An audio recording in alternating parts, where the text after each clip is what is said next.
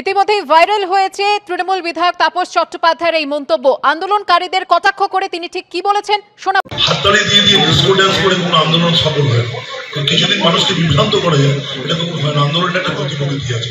তবু রাজ্যের মুখ্যমন্ত্রী তিনি বসে থাকলেন 2 ঘন্টা। কালকে তিনি নিজে আসেন, সবাইকে বললেন বাড়িতে ডাকবেন। একটা বাচ্চা ছেলে বৃষ্টিতে ভিজলে বলছেন চা খেয়ে যান, আজ কিছু না করে মোটামুটি চা খেয়ে যান। এমন ব্যাপার আমরা এই সৌজন্য দেখাতে পারবো। আর এই মুহূর্তে আমরা টেলিফোনে যোগাযোগ করে নিয়েছি সিপিএম নেতা শতরূপ ঘোষের সঙ্গে।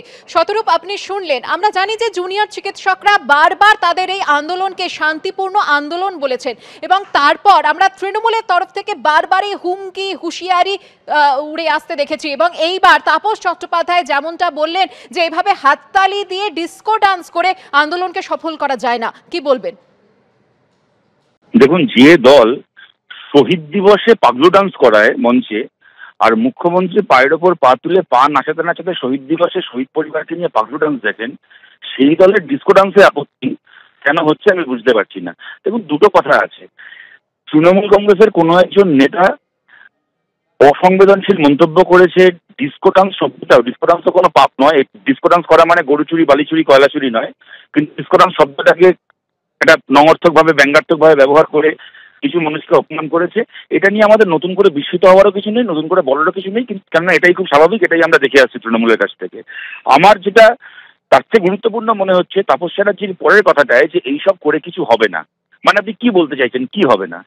এইসব করে ধর্ষণের বিচার পাওয়া যাবে না, এইসব করে খুনিকে শাস্তি দেওয়া যাবে না, এইসব করে স্বাস্থ্য দপ্তরে যে ভূগোল ভাষা সেটাকে ভাঙা যাবে না, এইসব করে যে কোটি কোটি কোটি টাকার দুর্নীতি ঢাকার জন্য একজন জলজ্যান্ত চিকিৎসককে মেরে ফেলা হলো, সেই কোটি কোটি টাকার দুর্নীতিকে মানুষের সামনে আনা যাবে না, সেটাকে বন্ধ করা যাবে না। এমনকি সরকারি হাসপাতালের মর্গে মৃতদেহের সঙ্গে পর্নোগ্রাফি শুট করার যে ব্যবসা, সেটাকে আটকানো যাবে না। সেক্ষেত্রে তৃণমূল নেতা, আপনি কেন চান যে কিছু না হোক? আপনি কেন চান যে এগুলো যেন না হয়? আপনাদের আপত্তিটা কোথায়? যেদিন থেকে গোটা ঘটনাটা সামনে এসে ঘটেছে আজকে পর্যন্ত ধর্ষকদের বিরুদ্ধে একখানা কেন 8খানা মন্তব্য শোনা গেল না আপনাদের মুখ থেকে। আর যাবতীয় মন্তব্য, আপনাদের যাবতীয় কুৎসা, যাবতীয় ব্যঙ্গ, যাবতীয় আক্রমণ যারা ধর্ষণের বিচার চাইছে তাদের উদ্দেশ্যে। এর থেকে কি বোঝা যায় না যে আপনাদের লোকাল স্ট্যান্ডার্ডটা কি? এর থেকে কি বোঝা যায় না যে আপনাদের অবস্থানটা কি? এই কারণেই গোটা বাংলার পথে ঘাটে, রাস্তাঘাটে এই প্রশ্ন উঠছে যে শাসক তোমার কিসের হয়, ধর্ষক তোমার কে হয়? আপনি আন্দোলনকারীদেরকে ব্যঙ্গ করছেন, এটা বড় কথা নয়, কিন্তু আপনি বলছেন আন্দোলনকারীরা কিছু উসুল করতে পারবে না, ধর্ষণটা চাপাই পড়ে থাকবে, প্রকৃত দোষীর শাস্তি হবে না, ধর্ষণকাণ্ডের আসল মাথাটা সামনে আসবে না। এই যে তৃণমূল নেতার একটা, যাকে বলে উইশফুল থিঙ্কিং, এই যে ইচ্ছা, এর থেকে আমরা তৃণমূল কংগ্রেসের মানে রাজনৈতিক খালি নয়, ওরা যে ওদের একটা অংশ যেই ক্রাইমের সঙ্গে যুক্ত, এটা ওরাই বারবার প্রমাণ করছে। ধন্যবাদ শতরূপ।